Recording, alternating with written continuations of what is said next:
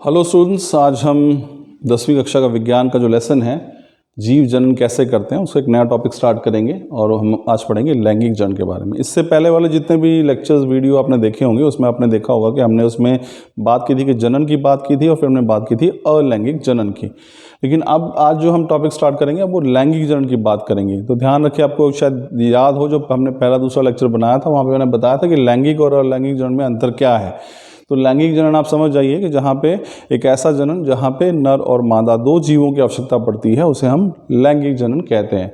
तो लैंगिक जनन स्टूडेंट्स केवल ऐसा नहीं है कि जंतुओं में ही होता है, जानवरों में ही होता है, मनुष्यों में ही होता है। लैंगिक जनन जो पौधों में भी देखने को मिलता है। अब ये मैंने आपको पहले ही बात बताई है कि पौधे जो हैं वास्तव में उसके दो भाग होते हैं पौधों के। एक को बोलते हैं हम कायिक भाग, जिसको वेजिटेटिव पार्ट कहते हैं। कायिक भाग में क्या क्या आता है, जिसमें तना है, जड़ है और पत्ते हैं, तो ये कायिक भाग हैं। और दूसरा जो भाग है हमारे पास वो बच गया फूल। तो फूल जो है वो किसी भी पौधे का लैंगिक भाग होता है।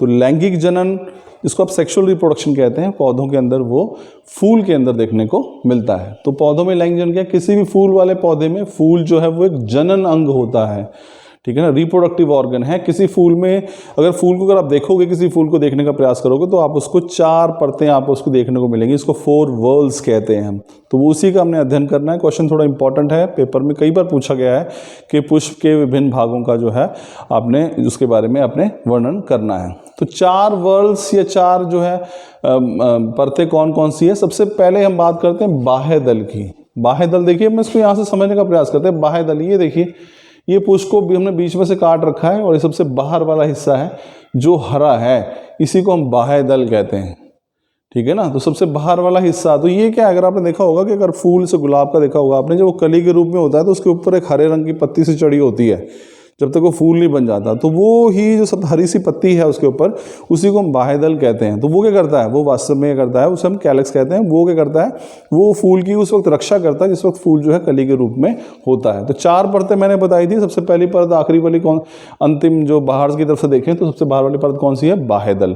तो बाह्य दल आमतौर पर हरे रंग का होता है और इसका मुख्य कार्य क्या है, इसका मुख्य कार्य ये है कि ये पुष्प की रक्षा करता है उस समय जिस समय फूल जो है वो कली के रूप में होता है।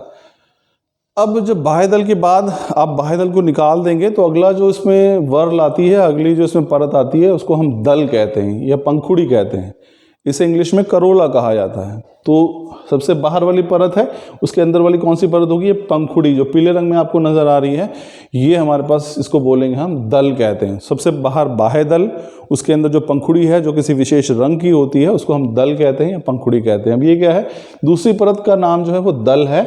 ये अक्सर रंगीन और आकर्षक होते हैं। अब रंगीन और आकर्षक होने का मतलब क्या है कि इनका काम क्या हुआ, कीटों को और चिड़ियाँ जो हैं उनको परागण के लिए आकर्षित करना।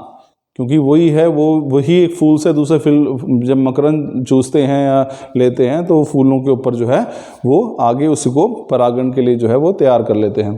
तो पंखुड़ी आमतौर पर आपको फूलों के अंदर देखने को मिलेगी, तो वो आपको विशेष रंग की मिलेगी या फिर फूल के अंदर बहुत ही महकती हुई खुशबू होगी जिससे कीट उसकी तरफ कीड़े जो हैं आकर्षित होंगे। तो फूल या तो एक विशेष बहुत अच्छे से रंग में मिलेगा आपको। तो ये कुदरती प्राकृतिक तौर पर ही है स्टूडेंट्स के फूल या तो बहुत ही अच्छे रंग में मिलेंगे या फिर बहुत अच्छी खुशबू उनके अंदर मिलेगी। उसका एक ही मकसद होता है, वो होता है कीटों को या चिड़ियों को अपनी ओर आकर्षित करना ताकि वो परागण में सहायता कर सकें। तो सबसे पहला बात की थी हमने बाह्य दल की, हरे रंग का है, फूल की सुरक्षा करता है कली के रूप में। उसके अंदर वाला जो हिस्सा उसको हम दल कहते हैं, उसे पंखुड़ी कहा जाता है। आमतौर पर किसी विशेष रंग का होता है, इसका कार्य जो है कीटों को आकर्षित करना है। अब अगली बात हम करते हैं पुंकेसर की। पुंकेसर जो है अब नर भाग है, मेल पार्ट है किसी भी फूल का, ध्यान रखिएगा। ये अब हम बात करेंगे, ये जो आपको हिस्से दिखाई दे रहे हैं ये हिस्सा जो है ये हमारे पास, इसको हम बोलते हैं पुंकेसर, जिसको हम इंग्लिश में एंड्रोशियम भी कहते हैं। पुंकेसर क्या, ये फूल का नर भाग होता है। इसके मुख्यतः 2 भाग होते हैं। एक डंडीनुमा संरचना, इसको स्टॉक कहते हैं, इसे तंतु कहते हैं। इसे देखोगे आप यहाँ से ये निकला हुआ है, ये वाला हिस्सा जो है ये क्या है, ये स्टॉक है, तंतु है। एक हमारे पास जो है इस प्रकार से एक डंडी की तरह है जो इससे जुड़ी हुई है, और ऊपर वाला हिस्सा जो हम पढ़ेंगे वो हमारे पास क्या है, तो तंतु है। तो दूसरा हमारे पास तंतु के ऊपर एक कैप्सूल जैसी संरचना, ये तंतु है इस तरह से बनी हुई, जिसको स्टॉक कहते हैं, तंतु कहते हैं। इसके ऊपर जो है एक संरचना जो है कैप्सूल की तरह बनी हुई है, जिसके अंदर हम इसको क्या कहते हैं, परागकोश। या फिर हम एंथर कहते हैं। तो ये टहनी आपने देखी होगी इस तरीके से, ये तो बहुत आम है स्टूडेंट्स, कुछ ये फूल का तो मुझे अलग से कोई विशेष तौर पर अलग से हमें बात करने की आवश्यकता नहीं है, आपने देखी होगी। अगर हम बात करें तो यहाँ पे तो इस तरह से सॉरी, ये अगर आप देखोगे तो ये देखिए यहाँ पे ये हमारे पास पुंकेसर है। ये देखिए सबसे पहले ये वाला हिस्सा जो है, ये जो हिस्सा है ये देखेंगे आप, इसे हम क्या कहते हैं, ये कहलाता है तंतु। तो ये वास्तव में नर भाग है, मेल पार्ट है, और तंतु के ऊपर ये इस तरह से देख रहे हैं आप, एक कैप्सूल नुमा संरचना है जिसको आप क्या कहते हैं, परागकोश कहते हैं या फिर एंथर जो है वो कहते हैं। अब परागकोश में भी अगर आप देखोगे आगे तो हमारे पास परागकण होते हैं छोटे छोटे, जिसको पॉलन ग्रेन्स कहा जाता है। तो ये हमारे पास तीसरी जो परत है वो पुंकेसर की, इसको आप इंग्लिश में एंड्रोशियम कहते हैं। तो सबसे बाहर बाह्य दल जो कि हरे रंग का होता है, फूल की सुरक्षा करता है, उसके अंदर दल जिसको पंखुड़ी कहते हैं, एक विशेष रंग की होती है जो कीटों को आकर्षित करती है। उससे अंदर वाली जो परत है वो कौन सी है हमारे पास, पुंकेसर, इसको आप एंड्रोशियम कहते हैं। ये फूल का नर भाग होता है। ध्यान रखिए हम लैंगिक जन्म पढ़ रहे हैं तो नर और मादा की बात अब हम करेंगे। तो ये पुंकेसर जो है वो नर भाग होता है, और इस ये किसके इसके दो हिस्से बने होते हैं, एक हिस्सा लंबी डंडी नुमा संरचना, इसको तंतु कहते हैं, और तंतु के ऊपर जो है एक कैप्सूल नुमा संरचना, इसको परागकोश कहते हैं, आप एंथर कहते हैं। अब बात करते हैं सबसे अंदर वाली परत की, ये वाला हिस्सा जो है, ये हिस्सा सबसे अंदर वाला, तो ये बाह्य दल है, ये दल है, ये पुंकेसर है, और सबसे अंदर वाला हिस्सा जो है इसको हम कहते हैं स्त्रीकेसर। ये अब मादा वाला भाग है फूल का, तो स्त्रीकेसर, इसको आप गाइनोशियम भी कहते हैं, ये फूल का मादा भाग होता है।